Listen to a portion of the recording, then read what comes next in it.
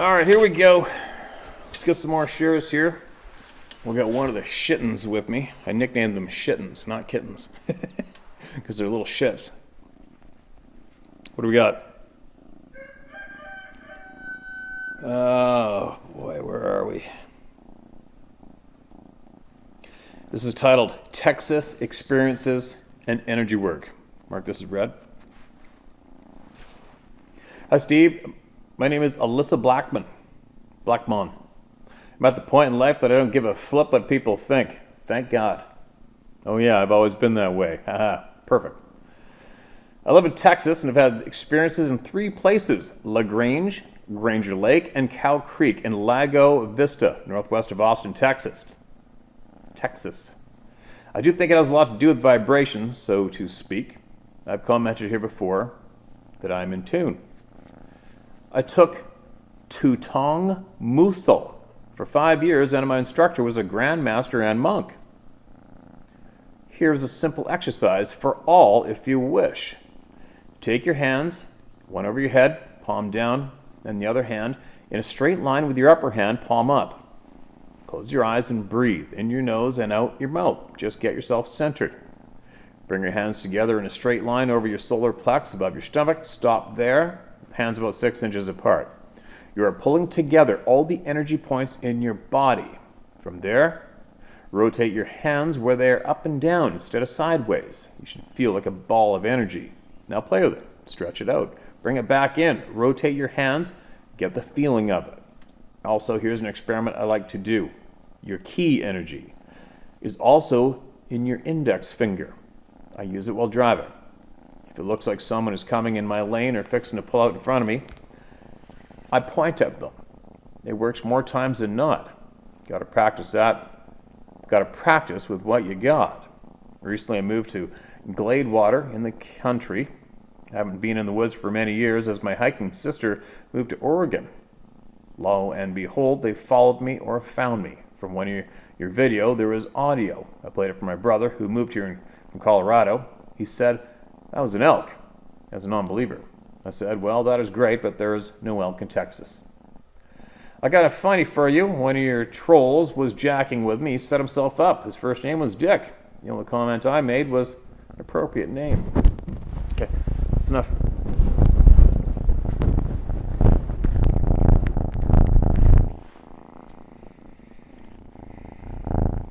What are you doing? Hmm?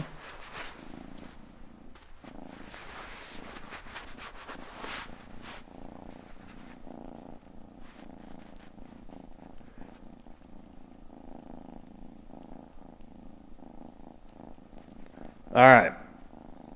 This is another one. This is titled. Oops, hold on a minute. Important for children. All right, you got my attention on this one. Hey Steve, thank you for all you do for everyone by reading the stories. I've emailed you before, but it was when you first started letting people email you, and I know you received tons of emails, so no worries. Email is about a past experience I've had, and I've had many. I'm emailing you today because this is about my daughter who's almost... Oh my God, sorry guys. What do you do? Can't be mean to him. The email was about past experiences I've had, and I've had many. I'm emailing you today because this is about my daughter who's almost 3 years old. We live in northeast Georgia. We have a small acreage here, and our property connects to about 100 acres that no one lives on. Well, besides the Sabe people, I believe. We have lived here for 3 years and have a pond and creeks on our property. I've heard them speak, whistle, make grunts, and yell out when almost walked up on them one morning while I thought someone was fishing in our pond without letting us know. They have thrown pebbles at our windows. I'm also pretty sure they have been taking our eggs. Excuse me, we have ducks and chickens. 2 weeks ago, it was warm and really pretty outside, so after I finished feeding, I decided to go on a little walk with my daughter. My husband was inside sleeping. He works night shift. It was getting dusky, and we were walking back to the house on the other side of our driveway. Before the dam, we have an old small horse trailer. We walked over to it, And I put my daughter on the side of it. She was wanting to climb up there because she had seen the cat jump up there into the trailer running from the dogs. She wanted to go into the trailer, and then I did not let her because I was trying to get her to come into the house so I could cook supper. She threw a fit, screaming and crying. So I said, okay, well, Mama has got to go in and start cooking. I was acting like I was going in just to get her to come on. As I walked off, I was constantly looking back and speak to her, asking her to come, but she still refused. Gotta love baby tantrums, LOL. I walked about 15 feet from her and turned around really fast because she had stopped crying all of a sudden. She was climbing off the trailer and looked towards the road that goes behind our pond and started saying, hey, to someone. She started saying to me, look, you see? I ran up to her confused because I didn't see anything. She then started calling out Papa and kept walking that way. I tried to pick her up and she would not let me. She was persistent in walking me back there. I held her hand and she pulled me around the corner. I said to her, your Papa is not back here and Daddy is inside. She still is saying, hey, and waving at someone I cannot see. Then she starts saying, where he go? I got a really weird feeling. It wasn't like the pure terror, get out feeling. It was just, this isn't right feeling. I picked her up and started going back to the house. And she then started saying, bye-bye. We got in the house. I was still freaked out because she had never done that before. I just can't help thanking God for letting me turn around when I did. Who knows? She could have been on David Plies' Missing 411 or something. I know he has said in his videos that children can't go through the woods that fast or make it those long distances, and I know that to be true. She got off that trailer so fast, though, and I had to pick her up and put her on it to begin with. I know the Sabe are here and a lot of more places than people think. I don't ever let her out of the house alone or leave her by herself outside whatsoever. When she is older, I plan on explaining to her about these people and what I know because it is so important. I could tell you so much growing up with them I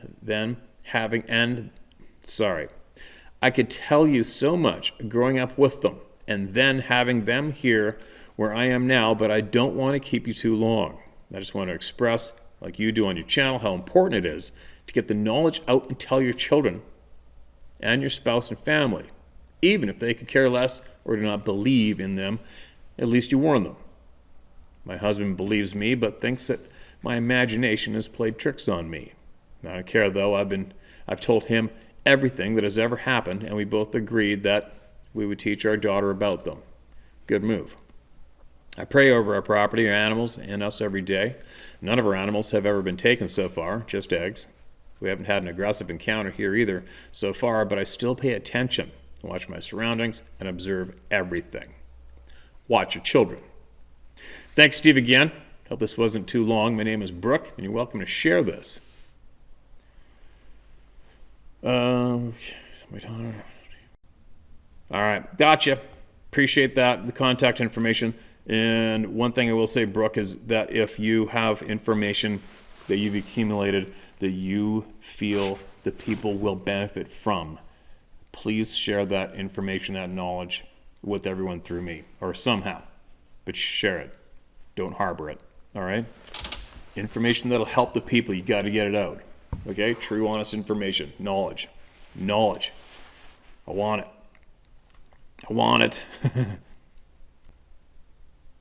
Okay, this is a screenshot of a comment from somewhere somebody sent me.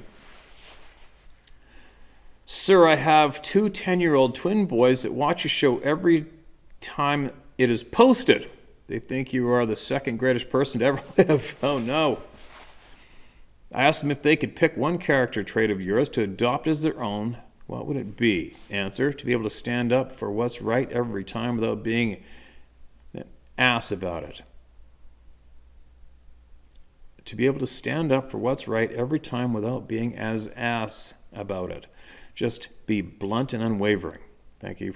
As a single mom, I worry about good role models in their lives. Their names are Xander and Aiden Tyus. Always remember those names because forever You have made a difference in their lives, and thank you. Holy cow, Donna, what a very kind message. And I hope those little boys are listening right now. Make sure you two grow up to share knowledge with all your friends, no matter how crazy it may sound, all right, you guys? And be brave. Always be brave and stand up and protect the good, all right? Thanks for watching. Thanks for the note. That's a different kind of note. That's actually, there's the screenshot. I guess you can't, I gotta have to manual focus that, damn it. All right, voices heard. Oh, here we go. Okay, so this sounded like this one was just gonna be a rant, but it looks like there's an experience in it, so I better read it. Titled, You Don't Speak For Me. I was like, uh-oh, here we go. Hello, Steve. How many times does a lie have to be shared until it becomes the truth? I've completely had it with leadership in the US and Canada, and honestly the world. I'm not confused. I'm not delusional. I'm not a conspiracy theorist. I'm a dying breed. I in no way give those leaders permission to speak on my behalf. You do not speak for me. Signed, the small fringe minority. Must be Canadian. P.S. We're not going down without a fight. We need a You Don't Speak For Me movement. On the other hand, Steve, you do speak for me, along with all the other suppressed voices that have had it with the circus going on all around us. I'll not just lay down and let my children grow up questioning reality. We both know there's only one solution for what is going on with those in power. Like-minded real men and women have to come together with the understanding that difference of opinion is normal, but core values should never be sacrificed. Those values do not just go away or change because talking heads say they do. They don't change because the corrupt media tells you differently. The values run through our veins and speak to us through our gut. Anyhow, I could go on for days pointing out the countless violations and get great satisfaction out of handing down sentences for said violations, but out of respect for the topic and all our time, I'll proceed with my experiences. All right.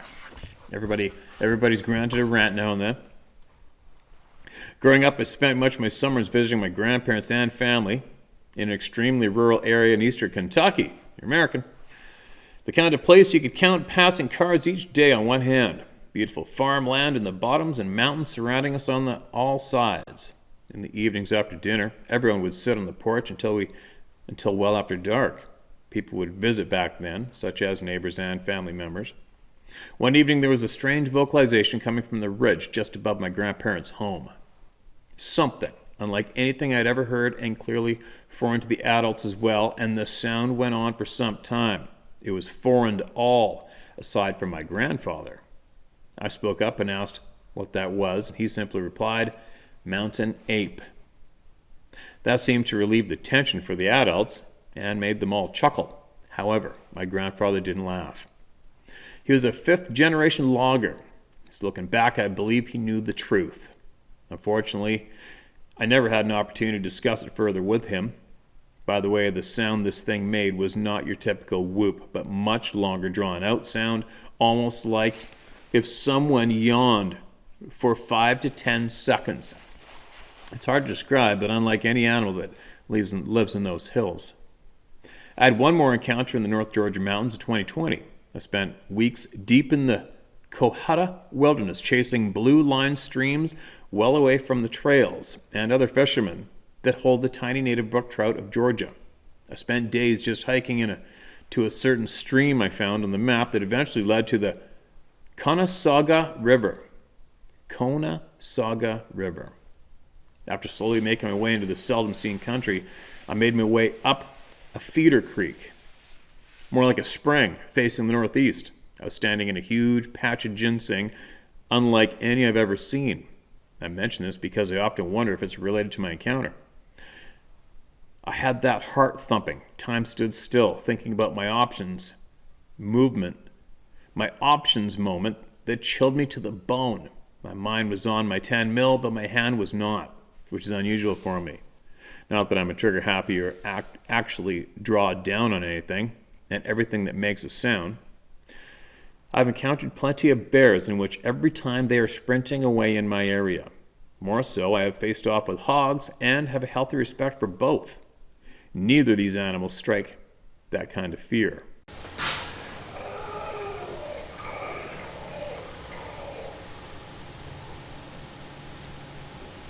That's the weirdest chicken sound I ever heard. I heard one thud like a frying pan-sized hand. I heard one thud like a frying pan-sized hand slapping a hollow stump, and suddenly all kinds of rotten wood, leaves and dirt showered down on me. I never saw a thing, but everything in me knew I wasn't wanted there.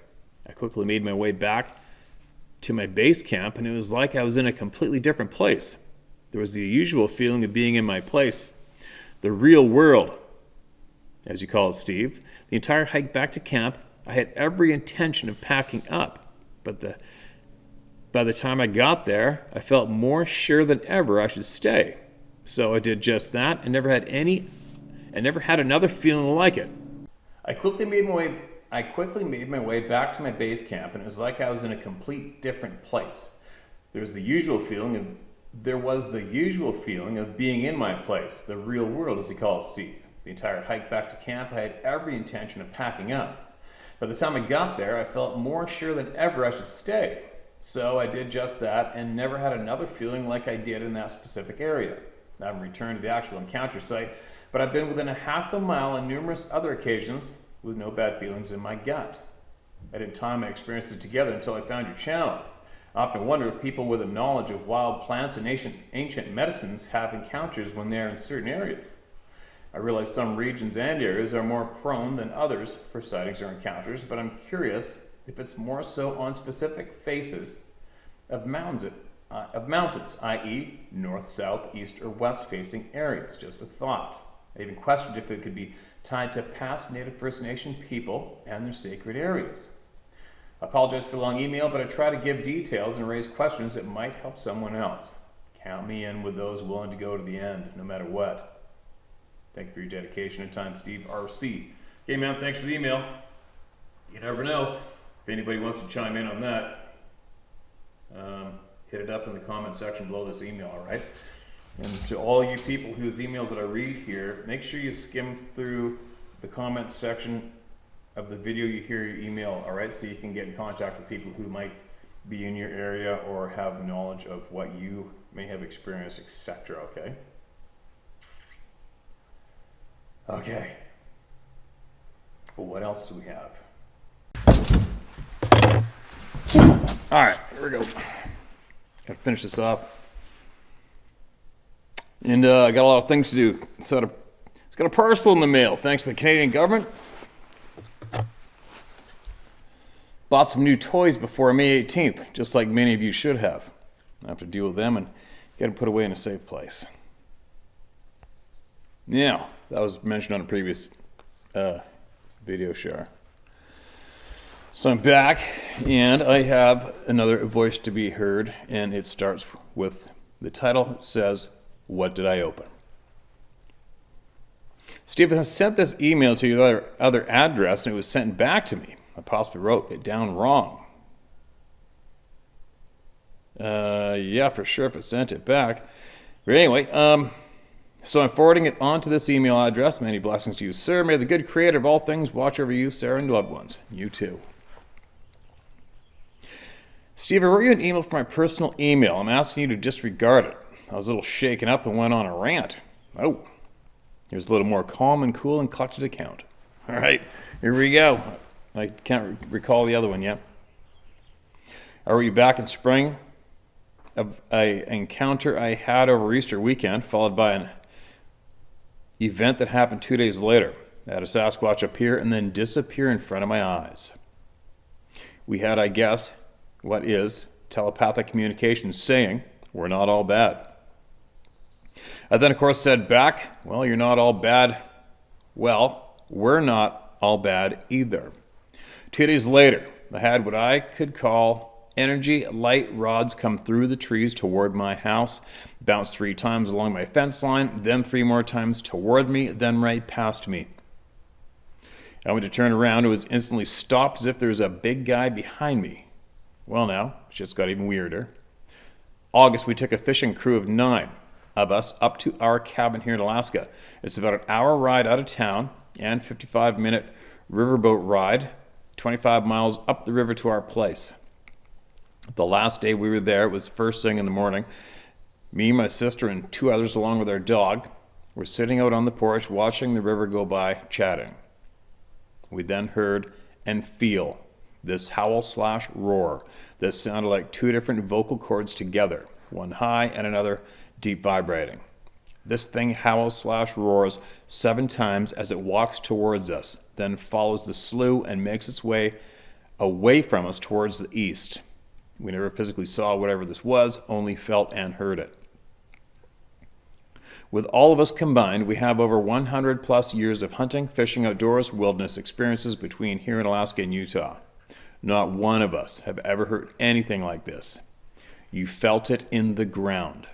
And this is where I need help, Steve.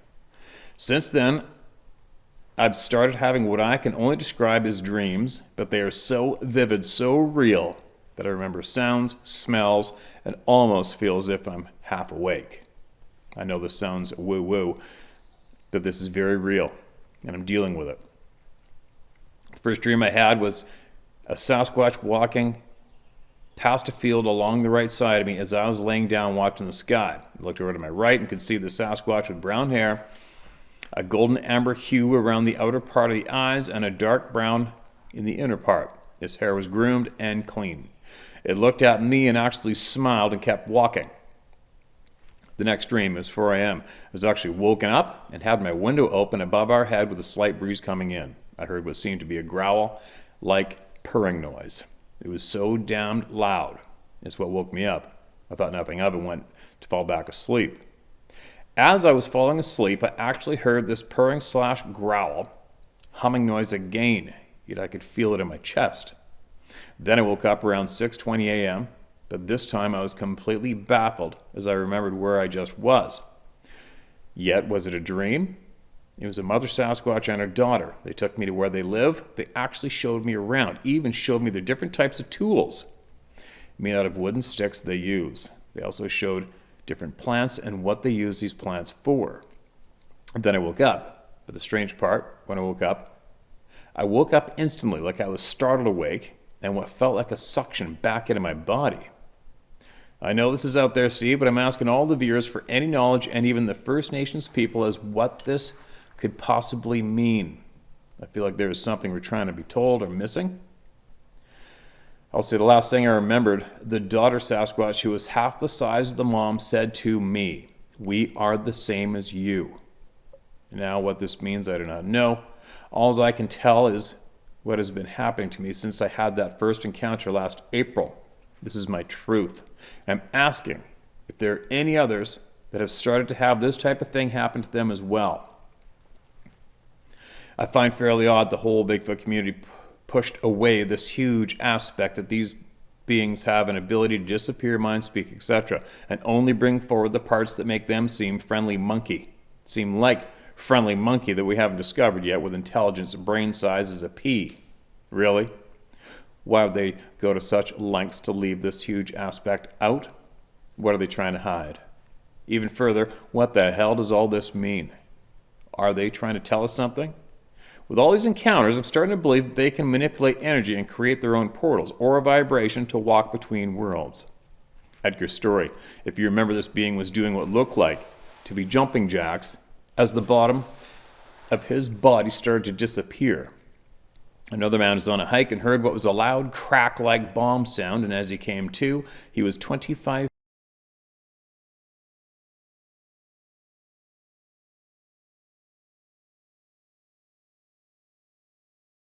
feet from where he was on the trail, and he had been knocked out of his own hiking shoes. I wonder if portals are something we can create ourselves by raising our energy and vibration. Is this what Sasquatch do? Remember the elder who worked for the post office and would ride his horse across a mass amount of land that normally would take any longer than a day. He said he learned this ability from the forest people but would not pass it down to the younger generation, afraid of it ending up in the wrong hands. That's all you do, sir. Keep kicking ass and not submitting to the sideshow the government's created to distract us from what is really going on.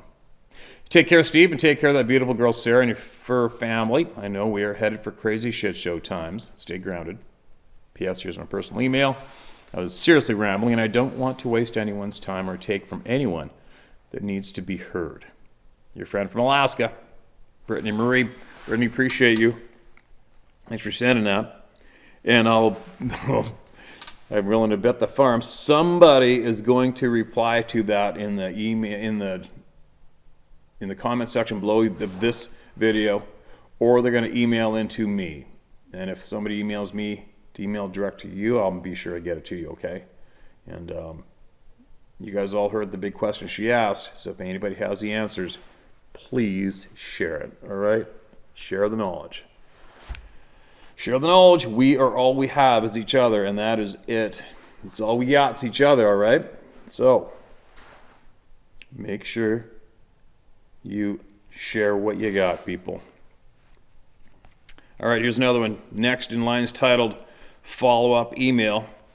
And one more word to you, Brittany, on that email is, what was the word? What they just say again? We are all one, or we are all the same?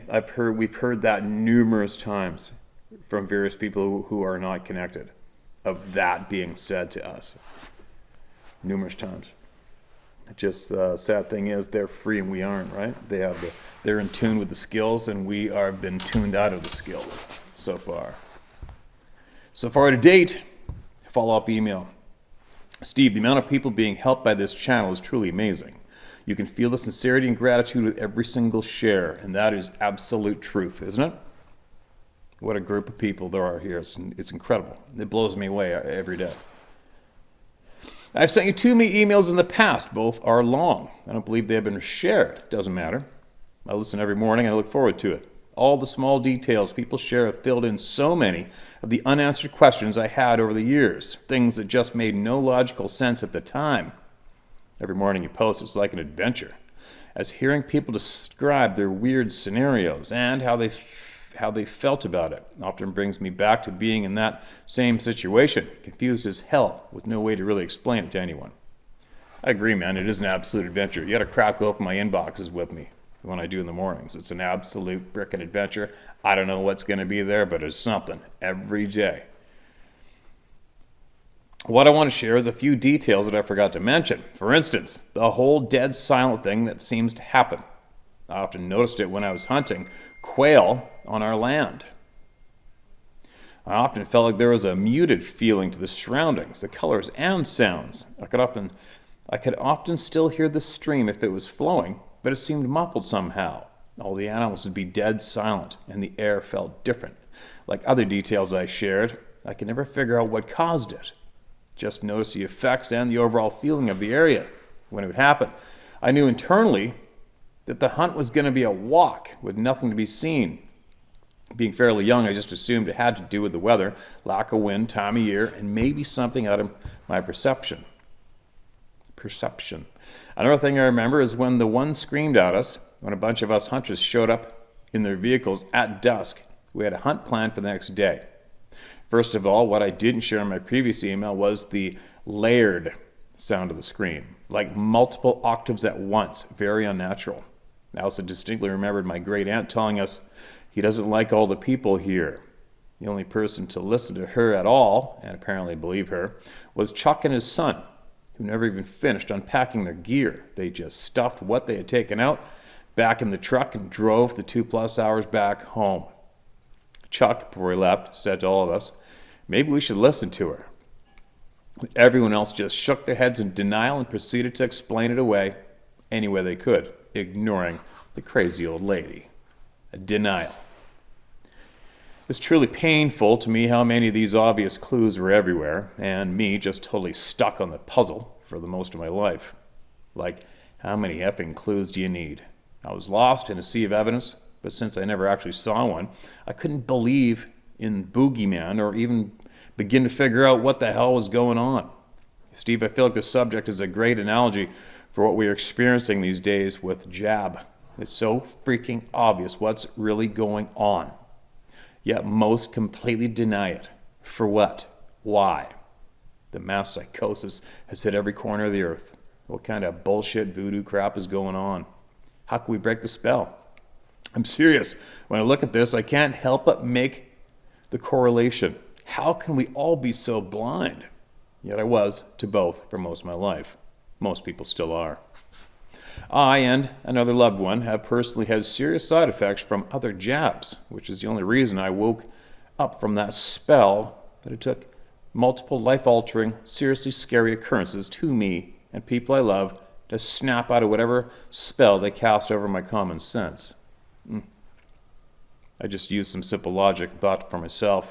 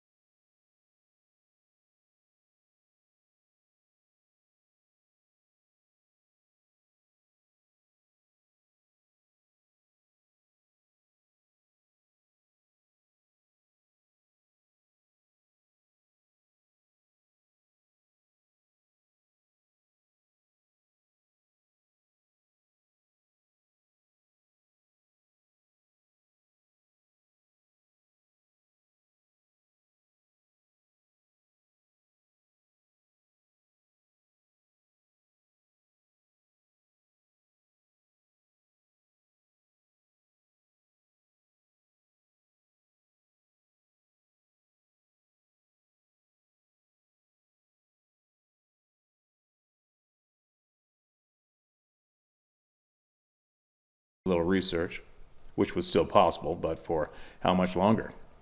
If you think about it deeply, you realize we realistically aren't allowed to talk about certain subjects without getting attacked. Forget the bigger picture of why. How do we disarm the how? How do we make us deny the painfully obvious truth? To be clear and give a quick overview of most of the confusing happenings, my elders, the ones over 80, and had lived there their entire lives, told us about the wild men we didn't believe. Other neighbors told us about them, all stressed the rule of not going out at night. I heard slapping on the house almost every night around 3 a.m. When we slept there, I found countless footprints of various sizes, so often I lost count. Regularly, we would hear a wide range of obviously fake animal calls, babies crying, up barren valleys, screaming creatures, scary enough to send hunters packing. Most costly was access to the water, to the well water, had to be left available or bad stuff would happen. More than once, the pump was broken when we locked the handle, culminating with a large shed being ripped whole vertically off the foundation that was built to protect the pump. When my crazy great aunt left perfectly good food for them, the next morning something always was left in return. In the most defendable spot on our 166 acres was a small box canyon that no one in the family set foot in for over 40 years. And that same canyon was said to have a predator of some sort that lived in it, where bones could easily be seen piled up outside a cave entrance. The last people to set foot in it were chased out by something they wouldn't admit to other than it must have been a mountain lion that screamed at them. The same canyon I intended to enter on countless occasions and couldn't bring myself to do it. I very clearly heard, "You're not welcome," broadcast into my head every time I tried, and often felt nauseous even getting close to the canyon. There's more. But why wasn't this enough? Why did it take another insanely strange encounter over 30 years later to begin to figure this out? How is the spell broken? How do I help others, other than sharing my thoughts in this format? If this helps one person, I've succeeded. Thanks again, Steve. Keep up the good work, the rants, and calls to action, MJ. All right, man. Keep emailing what you got, all right? I've admitted before, I suck ass at going back into my emails, remembering that I need to go into my notes, find these names of missing emails, and search and find your missing emails. It's tough, okay, you guys? It's just tough. By the time I leave here, I go head first into 50,000 other tasks. By the time I get to the editing screen, I'm intent on getting what I just recorded edited, and then I'm finally done that, and then I got to get back downstairs and get another shit. So I usually forget. So, note to you, email me more of your knowledge. Do it, please. All right? And why is everybody under a spell? I haven't a clue. I really haven't a clue. It amazes me, absolutely amazes me daily. I just can't wrap my brain around how effed up the majority of so-called modern society is today. I just can't believe it. Can't believe it. Bruce Jenner's a dude. Sorry. You know, it's like I always say, today, modern times, when we are supposed to be the best time to be alive, and we're so smart and intelligent and advanced, and people are actually arguing over whether or not a man is a woman. In this day and age, a man won Women of the Year award, which is absolutely disgustingly insulting to our moms, our sisters, our aunts, our grandmothers, our mothers, who fought so hard for equality, and they're just getting spit and shit on daily by all these pricks with dicks who claim to be a woman. And the majority of the mainstream is allowing it, encouraging it, and shaming people who call them on it. That's just one teeny tiny example of the shit show going on. One teeny tiny example. It's amazing. Another quick note I want to make on that one is, call it a rant, call it whatever you want. I'm just dropping a tidbit. I'm pretty certain, if you can think for yourself, you would agree today that the people who are in the position of control in Western governments today are criminals. I am 100% behind the statement of that the people in position of being leaders in Western politics are criminals. So, take from that what you will, leave it, but for me, knowing that fact for myself, whatever they are promoting and delivering and encouraging, I look the opposite direction. Why wouldn't you? There isn't a criminal. Can you picture yourself being led by a criminal? When a criminal tells you that you should stick something in your body, you going to listen to the criminal? When the criminal's trying to point out who in the world is the enemy, are you going to listen to the criminal? Right?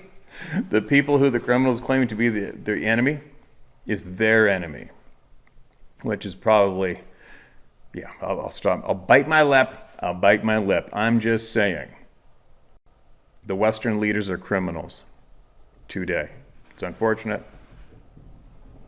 There goes a stampede of horses. Oh my God, it's a shit show here. But anyway, I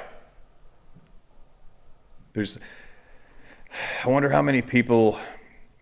There's a lot of people out there who are trying to get people to listen. They're trying to point out the craziness every single day. They're pointing it out. And I was jumping on that bandwagon a while ago too. But I'm at the point now. It's like, listen,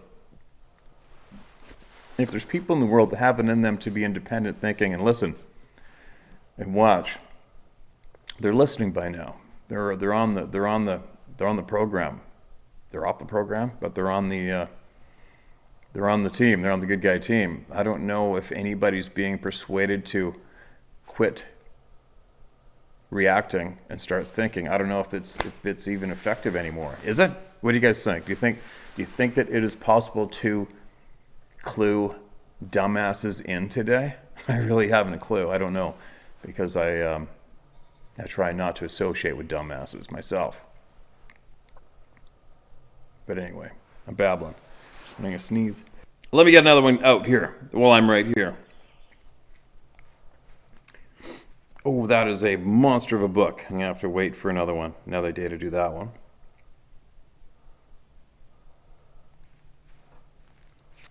All right, well, what's this one?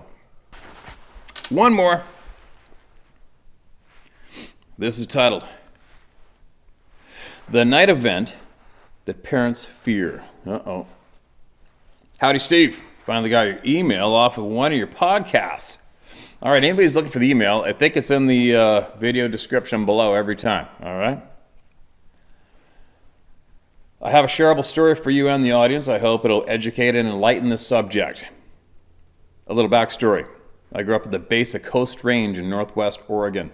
We had a small farm in the valley. My brother and I spent a lot of time in the thick forest above our house. So, I'm very familiar with the outdoors. In 2004, my wife and I bought a few acres up in the woods about 5 miles from my parents' farm. It was my heaven. We built a modest home that I helped design to cope with the hard winters. Our driveway was an old logging road that went about 150 yards from the main road, which if you did it right, you could follow it all the way back down to valley where my parents' house was. I did it a few times, but I was always uneasy. You knew you were being watched. I took my cousin once and made him very nervous. There was another mobile home on the logging road about 3/4 of a mile from our home. In the 12 years we lived there, that rental never had anyone stay longer than a year. Past that was open private timberland, mostly Longview timber and